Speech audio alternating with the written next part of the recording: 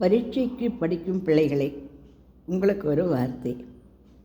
உங்களுக்கு வகுப்பாசிரியர் என்ன சொல்லிக் கொடுத்தாரோ அதை நினைவுக்கு கொண்டு வந்து அந்த படிப்பில் மட்டும் உங்களுடைய கவனத்தை நீங்கள் செலுத்தணும்.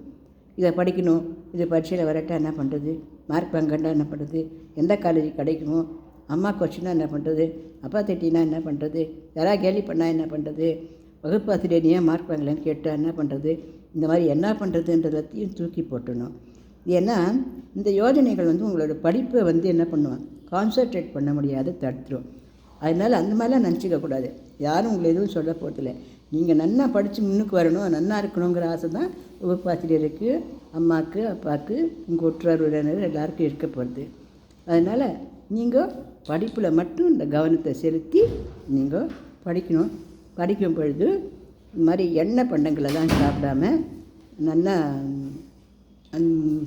பயிறு, முளை கட்டின பயிறு, வெள்ளரிக்காய், சாலடு, ஆப்பிள், இந்த மாதிரியான சத்தான உணவுகளை எடுத்துனாக்க உங்களால் ரொம்ப நேரம் படிக்க முடியும். வயரும் சரியாக இருக்கும். ரொம்ப படித்து ரொம்ப வாடி போச்சு, ரொம்ப படிக்க முடியாது, தூக்கமாக வருது அப்படின்ற சமயத்தில் ஒரு சின்ன ஐஸ் கட்டி எடுத்து நம்ம கண் ரப்ப மேலே இந்த இடத்துல அப்படியே அப்படியே ஒத்தடம் கொடுத்துட்டோம்னாக்க அப்படியே கொஞ்சம் நாள் கழித்து கண் புத்துணர்ச்சியாக இருக்கும். மறுபடியும் நல்லா படிக்கிறதுக்கு முடியும்.